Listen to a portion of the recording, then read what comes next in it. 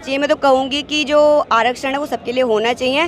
पहले सामाजिक स्थिति ठीक करें, उसके बाद आरक्षण को खत्म करें। जिस दिन जातियाँ खत्म हो जाएंगी, जातिगत भेदभाव खत्म हो जाएगा, उस दिन आरक्षण थूक देंगे।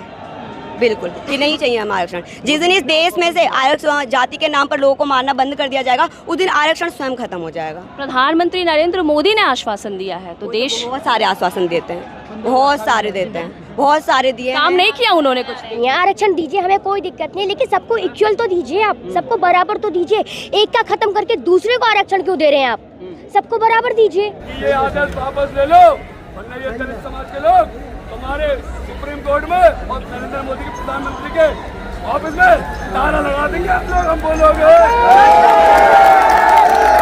नमस्कार, आप देख रहे हैं द जनता लाइव। इस वक्त मैं इंदिरा गांधी स्टेडियम में मौजूद हूँ, जहां आरक्षण से संबंधित मुद्दों को लेकर लोगों में बहुत ज़्यादा भीड़ है, लोगों में नाराज़गी है, लोगों में बहुत ही ज़्यादा गुस्सा है। आप देख सकते हैं हज़ारों की संख्या में मेरे आसपास में लोग एकत्रित हुए। मैं इन लोगों से बातें करूंगी और बताऊंगी कि आखिर नाराज़गी इस हद तक क्यों है। स्वागत है आप सभी लोग। मैं मीनाक्षी अम्बेडकर, मैं उत्तराखंड से आई हूँ यहाँ पर अपने हक अधिकारों की लड़ाई के लिए।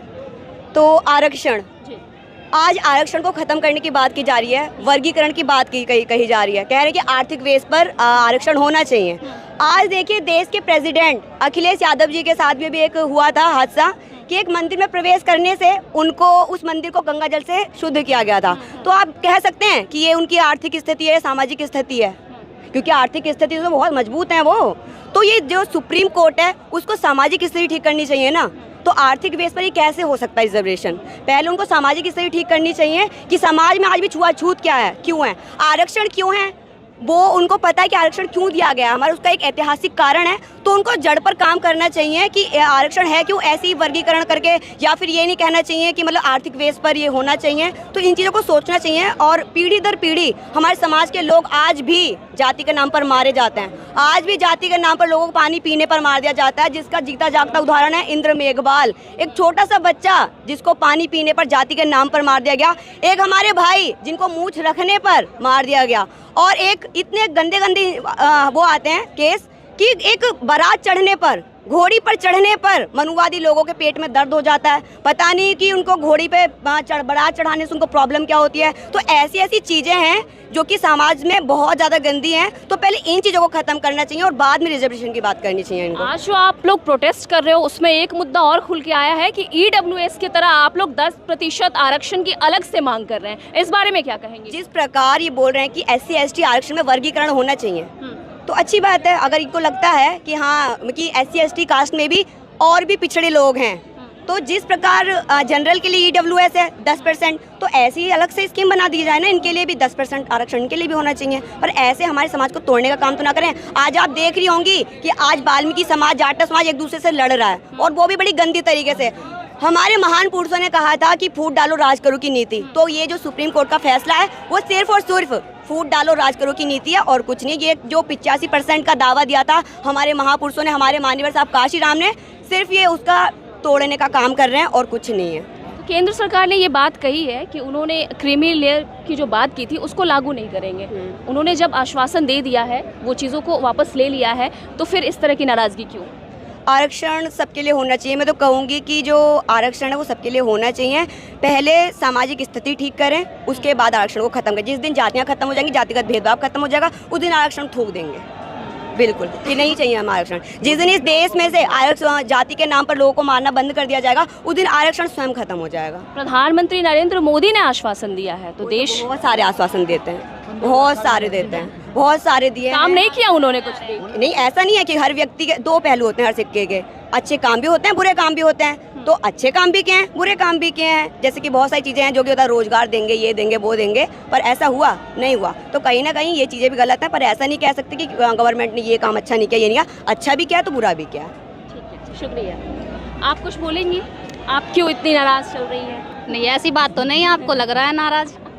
तो सुप्रीम कोर्ट के आदेश से जो नाराज़गी है, नाराज़गी तो बनती है, क्योंकि हमारी आत्मा पे हाथ डाला गया है। हमें नहीं, बिल्कुल भी हमें बर्दाश्त नहीं है कि हमारे आरक्षण की ओर कोई भी देखे। क्योंकि आरक्षण इसलिए है क्योंकि हमें वर्षों से जाति के नाम पर दबाया जाता है। इंद्र मेघवाल है और बहुत से अन्य साथी हैं जिन्हें घोड़ी पे चढ़ने से मना किया जाता है, मूछें काट दी जाती है। वहाँ पर क्यों सरकार मौन रहती है? वहाँ पर क्यों कानून को नहीं दिखाया, सुप्रीम कोर्ट को भी शायद नहीं दिखाई देता कि इतनी ज़्यादा बुरी दशा है समाज की, तो वहाँ पर भी इन्हें कुछ सोचना चाहिए। जैसा इन्होंने बड़ा निर्णय वर्गीकरण को लेकर किया है, इनको वहाँ पर भी बड़ा निर्णय लेना चाहिए हमारे हक और अधिकारों के लिए। आप लोगों ने ये कहा कि फूट डालो राज करो की राजनीति चल रही है, तो क्या इस तरह के फूट से समाज बढ़ जाना चाहिए? देखिए, अभी कुछ दिन पहले घटना आई थी, वाल्मीकि समाज और चमार समाज में बहुत ज़्यादा हिंसा हुई थी, आप लोगों ने देखा भी होगा। तो वहाँ पर फूट डालो राज करो का मेन मुद्दा तो वहीं से निकल के आ जाता है कि जो बड़े भाई चंद्रशेखर आज़ाद जी ने 11 तारीख की महारैली का आह्वान किया था, डायरेक्ट तुरंत ही उसके बाद ये खबर आ जाती है कि इन दोनों समाज में बहुत ज़्यादा बुरी तरह से लड़ाई छिड़ गई। अब आप देख सकते हो, फूट डालो राज करो का तुम सामने तो आपके यहीं आ जाता है कि कैसे अपने ही दोनों समाज को भिड़ा दिया और ये आंदोलन खराब हो जाए। लेकिन मैं यही कहूँगी सरकार को कि आंदोलन किसी एक दो आदमी के जाने से ख़त्म नहीं होता, एक जाएगा तो 10 लोग खड़े हैं आंदोलन को बचाने के लिए। चंद्रशेखर जी को काला झंडा दिखाया गया था, इस बारे में आपका क्या कहना है? देखिए, जो जिनकी इच्छा है वो वैसे ही करेगा, क्योंकि किसी के मन को तो हम बदल नहीं सकते। किसी की आत्मा अगर बेकार है, किसी का मन बेकार है, तो हम उसमें कुछ नहीं कर सकते। हम इतना ही कहते हैं कि बड़े भाई चंद्रशेखर आज़ाद जी जैसा नेता आज तक मैंने कहीं देखा नहीं, क्योंकि मैंने जब से होश संभाला है मैंने हर एक पार्टी देखी है, मैंने हर पार्टी को देखा भी है। किसी ने अच्छे काम भी किया, बुरे काम भी किया है, लेकिन चंद्रशेखर भाई जो करते हैं वो आज तक किसी ने भी नहीं किया। जब से सुप्रीम कोर्ट ने इस मुद्दे को लेकर आदेश जारी किए, तब से लगातार पूरे देश में प्रोटेस्ट हो रहे हैं। हर 2-4 दिनों में कहीं ना कहीं प्रोटेस्ट देखने को मिलता है। आखिर कब तक ये यात्रा जारी रहेगी प्रोटेस्ट वाली? जब तक सुप्रीम कोर्ट अपना जो फैसला है वो वापस नहीं लेती, तब तक ऐसे ही आंदोलन चलते रहेंगे। चंद्रशेखर है नेता, उनको काली झंडी दिखाई गई थी, इस बारे में आप क्या कहेंगे?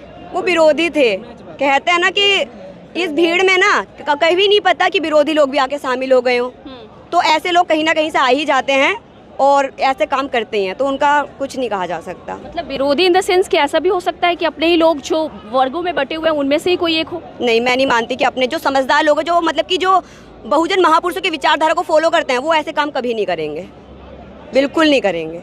और अगर हाँ वो मनुवादी विचारधारा को फॉलो करते हैं तो वो 100% ऐसे काम वो करेंगे। काली झंडी पीली झंडी जो भी है वो जरूर करेंगे। अलग तरह की झंडी दिखाई जाएगी तो मनुवादी लोगों का काम होगा? हाँ 100%। और क्योंकि जो अम्बेडकरवाद की विचारधारा को फॉलो करता है वो कभी भी ऐसे काम कभी नहीं करेगा। देखो, अभी के टाइम पे ना हमारे लोग जो भी उच्च पदों पे बैठे हैं ना, वो कभी भी अपने हक अधिकारों के लिए आवाज़ उठाने के लिए तैयार ही नहीं है, बल्कि हमारे विरुद्ध और चढ़े हैं। लेकिन पूर्व मुख्यमंत्री अगर इसका समर्थन करें तो कुछ तो बात होगा ना, कुछ तो लॉजिक होगा ना।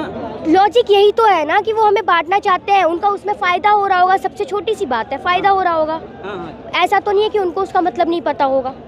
उनका कहना है कि हमारे समाज, जो मांझी समाज है, वो बहुत ही कम जो है वो एजुकेशन में है, स्टडी में है, नौकरी में है, इसलिए आरक्षण देना ही पड़ेगा। कोटा विदिन कोटा लाना ही पड़ेगा। हमें कोई दिक्कत नहीं है, आरक्षण दीजिए, हमें कोई दिक्कत नहीं है, लेकिन सबको इक्वल तो दीजिए आप, सबको बराबर तो दीजिए। एक का खत्म करके दूसरे को आरक्षण क्यों दे रहे हैं आप? सबको बराबर दीजिए। आपको लग रहा है कि वो बांट रहे हैं? बांट ही तो रहे हैं भैया। SC/ST आरक्षण का वर्गीकरण करने का मतलब यही है कि बांट रहे हैं आरक्षण को। सरकार अगर इस फैसला पर ऑर्डिनेंस नहीं लाती है, सुप्रीम कोर्ट अगर जो है वो पुनर्विचार याचिका नहीं सुनता है, तो आप लोग और आपके जो चंद्रशेखर आज़ाद जी हैं क्या करेंगे? देखिए, अभी जिस तरीके से हम प्रोग्राम्स रख रहे हैं इसी प्रकार हम करते रहेंगे, और एक ना एक ऐसा टाइम आएगा कि हाँ उनको तो झुकना पड़ेगा। बस आप लोग चिल्लाते रहिएगा, वो लोग फैसला पे फैसला देते रहेंगे। ऐसा तो नहीं होने वाला, ऐसा तो नहीं होगा बिल्कुल।